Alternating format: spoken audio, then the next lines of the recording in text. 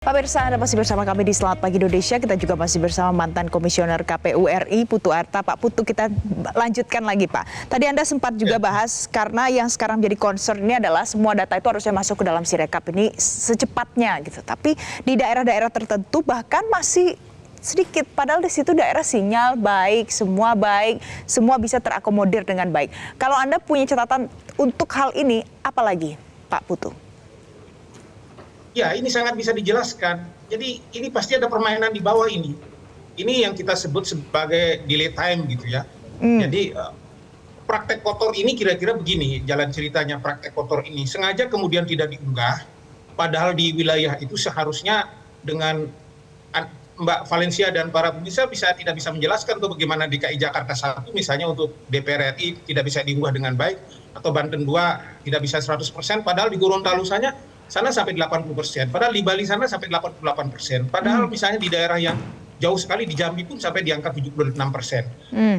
Praktek yang akan terjadi di lapangan adalah tentu akan terjadi pengubahan C1 Plano yang ada di kota-kota itu dengan berbagai skenario, dan itu melibatkan PPK dan oknum-oknum di bawah yang sangat mungkin masif terjadi karena uang miliaran akan beredar di bawah.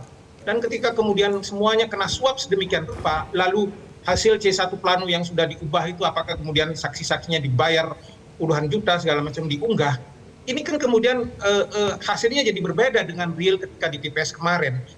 Inilah yang sekarang dinamikanya yang saya amati di lapangan dari tempat ke tempat. Suasana itu sangat masif terjadi. Orang sedang bekerja-kejaran di kursi yang terakhir untuk bisa kemudian bisa mempertahankan kursinya, pada kursi di bawah terakhir untuk bisa menyodok kursi yang terakhir.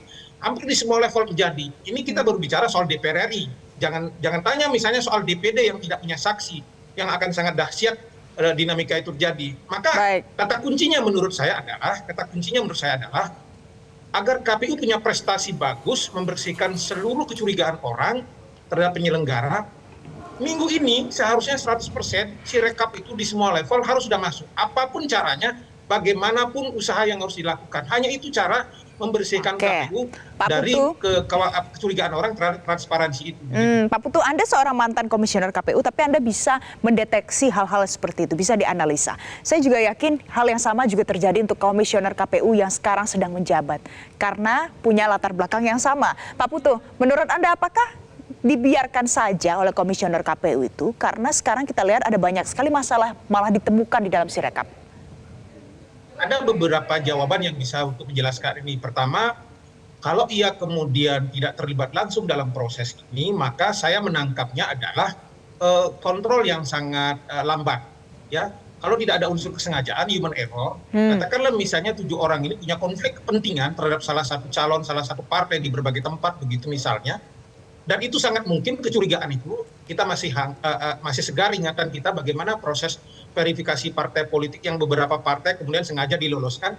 Tentu saya ingin mengatakan bahwa 7 komisioner KPU tidak serta-merta ingin mengatakan bahwa cuci tangan dari proses itu. Tidak, itu kan artinya ada konflik di situ, ada interest di situ, ada potensi bahwa penyelenggara juga tidak mandiri. Dalam kasus pemungutan suara ini hari, rekapitulasi suara ini hari, kecurigaan yang sama juga sangat mungkin terjadi bahwa teman-teman KPU dianggap ikut bermain dalam kasus ini. Nah, maka kemudian adalah agar menjelaskan kepada publik bahwa Anda tidak ikut bermain, segera melakukan proses kontrol. Kalau kemudian motif tidak ada, kalau urusannya adalah soal kontrol teknis di lapangan, pressure kawan-kawan di bawah bagaimana caranya melalui KPU provinsi, bila perlu tongkrongi di kabupaten, tongkrongi di kecamatan, kabupaten menongkrongi PPK di kecamatan untuk di-pressure sedemikian rupa, lalu kasih tenggat waktu, provinsi ini jam sekian, tanggal sekian harus sudah diunggah setidak-tidaknya 90%. Di sini harus 90%, di sini harus 90%. Maksud saya, ini hari di luar proses rekapitulasi manual, target Sirekap 90% itu harus tercapai dalam pekan ini. Kalau itu bisa dilakukan oleh KPU, itu akan sangat membantu membersihkan nama KPU dari kemudian kecurigaan orang soal transparansi dan akuntabilitas itu. Baik, Pak Putu, terlepas dari fungsi kontrol yang mungkin agak loose ya akhir-akhir ini, apa yang harus dilakukan KPU sekarang untuk memperbaiki apa yang sudah terjadi ini? Ya, kalau kita lihat sekarang kemudian skala urgensi pekerjaan ini sekarang ada satu, yaitu rekapitulasi nasional harus selesai 20 Maret. dan kemudian Sirekap kemudian harus menjadi alat kontrol yang bisa memberikan jaminan transparansi dan akuntabilitas itu. Yang hari ini terjadi adalah Sirekap justru menjadi troublemaker tersendiri.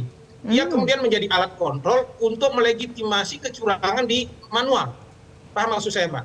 Jadi harusnya Sirekap itu kalau dilakukan dengan kecepatan tinggi, maka orang yang ingin melakukan kecurangan di level manual tidak akan terjadi karena sudah ada komparasinya di Sirekap. Tapi karena Sirekap lambat, maka proses kecurangan manual itu terlegitimasi oleh hasil Sirekap yang juga sudah diubah karena proses curang itu, karena lambat diunggah. Gitu. Nah, ini yang akan berbahaya. Jadi Sirekap kita ingin memberikan sebagai parameter transparansi dan akuntabilitas atas manual, malah jadi sebaliknya melegitimasi kecurangan yang ada di bawah begitu, saking lambatnya. Nah, baik. Jadi Sirekap ini jadi banyak pembahasan semua pihak ya Pak ya, karena ternyata tidak sesuai dengan ekspektasi, malah sebaliknya. Tapi terima kasih Pak Putu Arta, mantan Komisioner KPU RI sudah bergabung bersama kami dan memberikan perspektif baru pagi hari ini di Selamat Pagi Indonesia.